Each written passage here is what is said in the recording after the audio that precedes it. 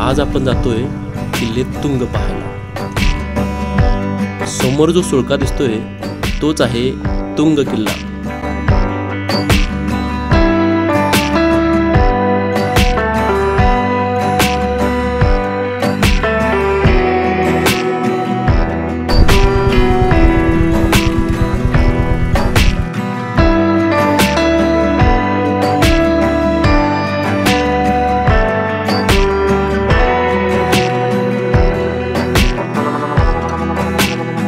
नमस्कार, जय शिवराय मित्रांनो, मराठी फॅक्टरमध्ये तुमचं स्वागत। दुर्ग भ्रमंतीच्या एक नवीन एपिसोडमध्ये आज आपण आलोय किल्ले तुंगला आणि थोडासा उशीर झालाय। आता आपण किल्ले तुंगच्या पायथ्याशीच आहे आणि आपण मागे जो पाहताय तो तुंग किल्ला आहे। नेहमीप्रमाणे माझ्यासोबत आज आहे संकेत। संकेत, आज आपल्याला तुंग किल्ला बघायचा आहे, तर आज आपण थोडासा लेट केलाय, पण होप खूप छान आजचा सुद्धा ट्रेक होईल। तर मित्रांनो, चला मग आजचा ट्रेक आपण सुरू करूया।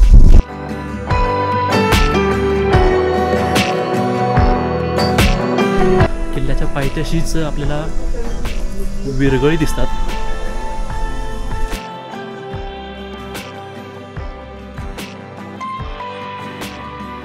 सह्याद्री प्रतिष्ठानतर्फे विरगळी कशा वाचायच्या हे इथं खूप छान दिले। त्यासाठी सह्याद्री प्रतिष्ठान यांचं खूप आभार आणि तुम्हाला एक मानाचा मुजरा, कारण जे गडकोटावरती मी पाहतोय सह्याद्री प्रतिष्ठान या ग्रुपने खूप छान कामं केलेले आहेत आणि जिथे जिथं जातोय ना काही त्यांची कामं पाहायला मिळतात। तर आता हा त्यांनी जो माहितीचा फलक इथे लावला आहे तो अतिशय छान आहे आणि त्यातनं सर्वसामान्य लोकांना विरगळी कशा वाचायच्या ते कळतं।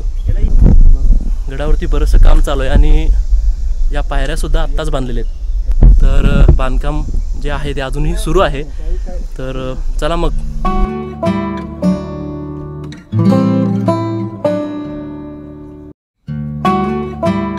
ट्रेकिंगच्या सुरुवातीलाच संकेतने वाट चुकवली। वाट चुकलो ब्लॉगिंगच्या नादात वाट चुकलो आणि ब्लॉगिंगच्या नादात वाट चुकलेला आहे। आणि मेन म्हणजे विशाल सर पण माझ्या पाठोपाठ आलेले आहेत।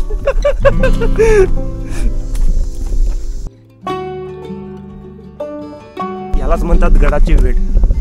फक्त वरती जायचं, कोणत्याही वाटेनं असतं ना, फक्त वरती जायचा, वरती जायची ओढ लागलेली आहे। यालाच म्हणतात दुर्गवेळ।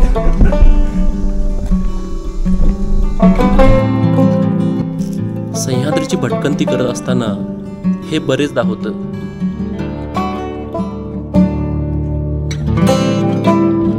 पुढे जाताच काही नवीन बांधलेल्या पायऱ्या दिसतात।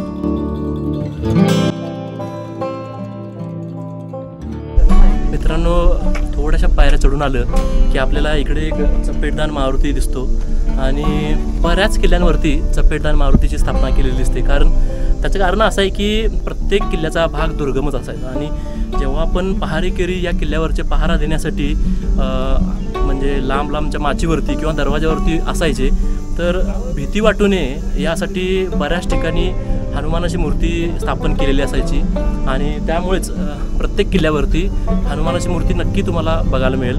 आणि शक्यतो या ज्या मूर्त्या आहेत, म्हणजे हनुमानाची जी मूर्ती आहे ती चपेटदान पद्धतीची मारुतीची मूर्ती आपल्याला पाहायला मिळते।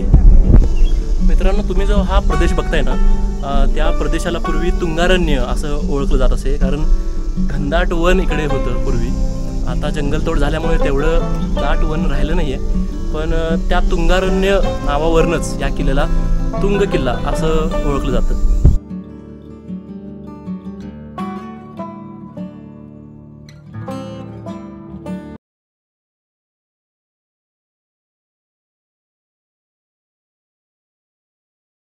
माझ्या मागे ज्या तुम्ही पायऱ्या पाहताय त्या गडाच्या प्राचीन पायऱ्या आहेत। त्या पायऱ्या इंग्रजांनी फोडून काढल्या आणि त्याचेच आपल्याला दाखलेसुद्धा इतिहासामध्ये मिळतात।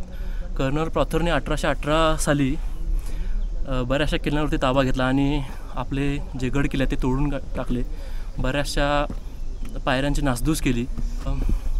तर काही पायऱ्यांचे अवशेष किंवा काही तुटलेल्या पायऱ्या आजही गडावरती शिल्लक आहेत आणि त्याच पायऱ्या इथून सुरुवात होते।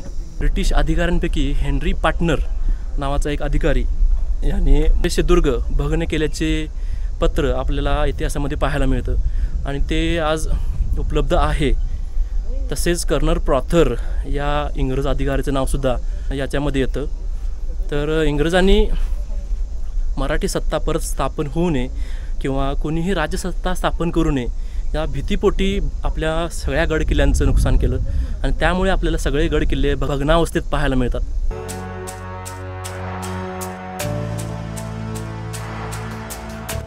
शिवाजी महाराजांनी सन 1657मध्ये हा किल्ला जिंकल्यानंतर त्याचे नाव कठीणगड असे केले.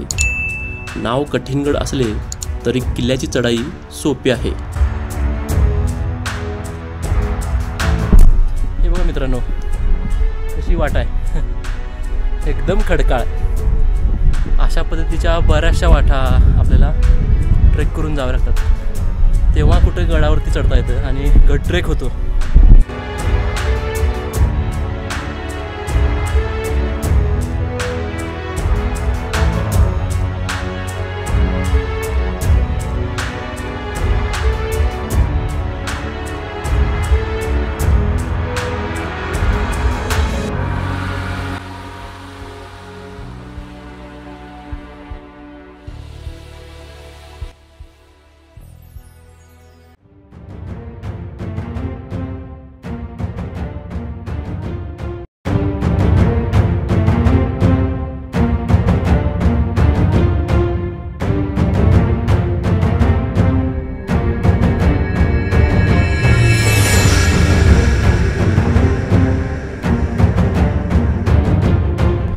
किल्ल्याच्या मुख्य प्रवेशद्वाराजवळ आता आपण पोहोचलो आहे आणि माझ्या मागे जो तुम्ही पाहताय तो किल्ल्याचा मुख्य दरवाजा आहे. यापूर्वी या दरवाजाची परिस्थिती खूप वाईट होती, पण सह्याद्री प्रतिष्ठान या आपल्या सामाजिक ग्रुपने या पायऱ्या ज्या दिसत आहेत त्या बांधून काढल्यात आणि खूप चांगल्या स्थितीमध्ये आता हा दरवाजा आपल्याला पाहायला मिळतो आहे. पूर्वी आणि आत्ता याच्यामध्ये कसा फरक होता ते तुम्हाला मी दाखवतो.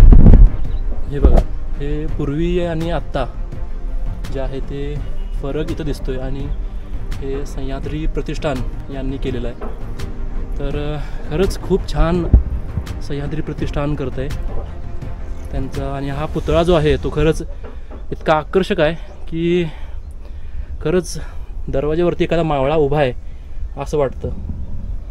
या तुंग किल्ल्यावरती मला कवी भूषणाचा छंद आठवला, तो मी तुम्हाला म्हणून दाखवतो. सक्र मिसाईल पर अक्रतम फैल पर विघन की रैल पर लंबोदर देखिए राम दस कंद पर भीम जरा संद पर भूषण जो सिंधु पर कुंभस पैसे की हर जो अनंग पर गरुड़ जो भुजंग पर कौरव के अंग पर पारत जो पे किए बाज जो व्यंग पर सिंह जो मतंड पर म्लेच्छ चतुरंग पर शिवराज देखिए शिवराज देखिए. मित्रांनो, हा छंद आणि याचा अर्थ मी तुम्हाला खाली डिस्क्रिप्शन बॉक्समध्ये देतोय. तुम्हाला आवडल्यास नक्की लाईक करा. मित्रांनो, दरवाज्यातनं आत आल्यानंतर आपल्याला इकडे आपल्याला एक बुरुज पाहायला मिळतो आणि या बुरुजाला बऱ्याच ठिकाणी जंग्यासुद्धा पाहायला मिळतात. इकडे पण एक जंग्या आहे.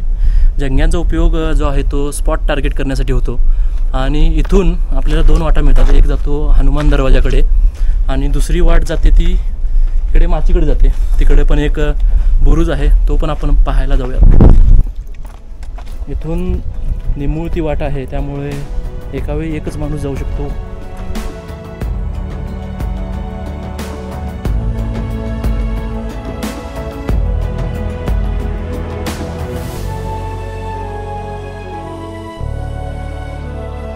सन 1665 मध्ये झालेल्या ऐतिहासिक पुरंदरच्या तहामध्ये हा किल्ला मोगलांना मिळाला. तेव्हा त्याचे नाव तपकी व पतकी असे आढळून येते. उन्हाचा तडाखा इतका जोरात आहे की अक्षरशः घामाच्या धारा लागलेत आणि त्यामुळे ना कधी एकदा पावसाळा सुरू होतोय असं झालंय. आता आपण एका बुरुजावरती आलोय आणि हा तो बुरुज आहे. आपण जर खालून बघितलं तर तो सुळक्यासारखा वाटतो. त्या सुळक्यावरती आता आपण आलोय. इथे खूप छान वारा वाहतोय, त्यामुळे जो उन्हामुळे आले थकवा आहे ना तो पूर्णपणे गेलेला आहे आणि छान वाटतं इथे. माझ्या मागे जो व्ह्यू आहे ना तो अतिशय सुंदर आहे. मस्त वाटतंय.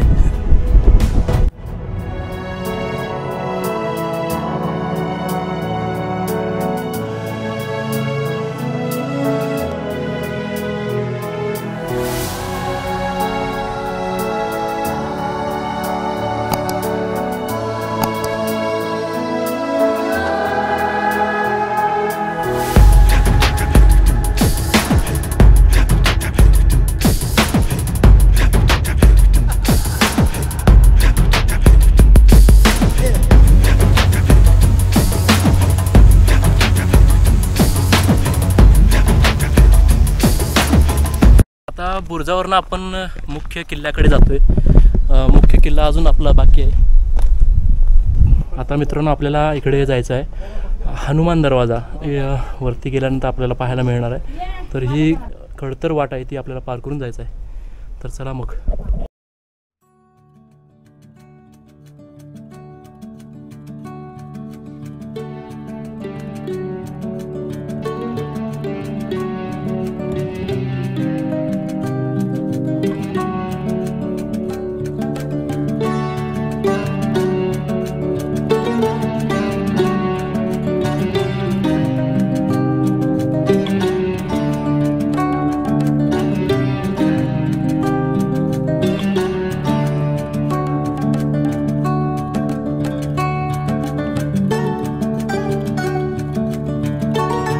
मित्रांनो आता आपण गडाच्या हनुमान दरवाजा इथं आलेलो आहे. या दरवाजाला जिबीचा दरवाजा असं सुद्धा ओळखलं जातं आणि हा दरवाजा गडाचा प्राचीन दरवाजा आहे. जर तुम्ही पाहाल इकडे जो खडक वापरला आहे तो गडाच्या प्राचीनतेची साक्ष देतोय. हा दरवाजा लपवण्यासाठी ना जे समोर भिंत बांधले त्या भिंतीमुळे याला जिबीचा दरवाजा म्हणतात. कारण शिवाजी महाराजांनी लिहून घेतलेल्या राजकोशामध्ये अशा पद्धतीच्या दरवाजाला जिबीचा दरवाजा म्हणजे याला जिबी म्हणायचे. जे समोरची भिंत आले त्याला जिबी म्हणायचे आणि त्यामुळे या दरवाजाला जिबीचा दरवाजा असं सुद्धा ओळखलं जातं. आणि तीच माहिती या बोर्डवरती सुद्धा आपल्याला पाहायला मिळते. या दरवाजातून आत आल्यानंतर आपल्याला दोन्ही बाजूला देवड्या पाहायला मिळतात आणि या देवड्यांमध्ये पहारेकऱ्यांसाठी आरामाची व्यवस्था पूर्वी केलेली असायची. हा दरवाजा अतिशय प्राचीन आहे आणि हा जर दगड पाहिला तर तुमच्या लक्षात येईल की हा दरवाजा किती प्राचीन असला पाहिजे.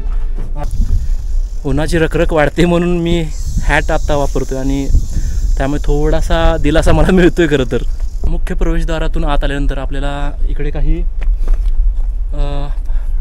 इमारतींचे अवशेष पाहायला मिळतात आणि याला कचेरीचे जोते असं म्हटलं जातं.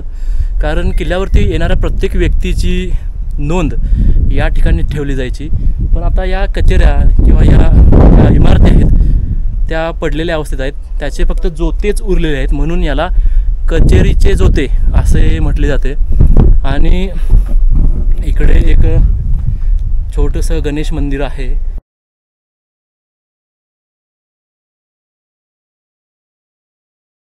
आणि बाजूलाच एक पाण्याचं टाकं आहे ते तुम्हाला दाखवतो.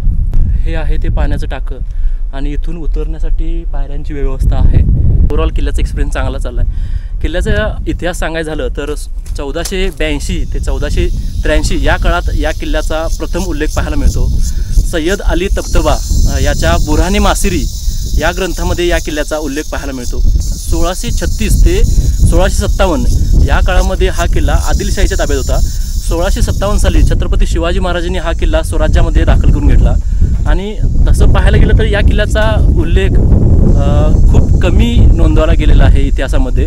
आणि अजून एक उल्लेख या इतिहासामध्ये पाहायला मिळतो तो म्हणजे निजामशहाने या किल्ल्यावरून भरपूर धनसंपत्ती मिळवली असा सुद्धा उल्लेख आपल्याला इतिहासामध्ये पाहायला मिळतो.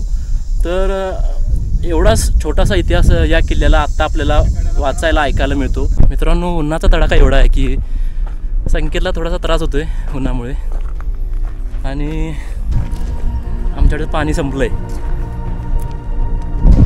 तर संकेत तू कुठेतरी थांब मस्तपैकी सावलीत. बाकीचा किल्ला आपण सगळे ट्रेक करू मित्रांनो. छत्रपती संभाजी महाराज यांच्या बलिदानाच्या नंतर सुद्धा हा किल्ला 1704 पर्यंत मराठ्यांच्याकडेच होता. पुढे हा किल्ला औरंगजेबाने जिंकून घेतला व त्याचे नाव बंकीगड असे केले. मित्रांनो, अजून एवढी चढाई बाकी आहे आणि उन्हाचा तडाखा जोरात आहे. उरलेला ट्रेक आपण पूर्ण करूयात आणि खाली जाऊ.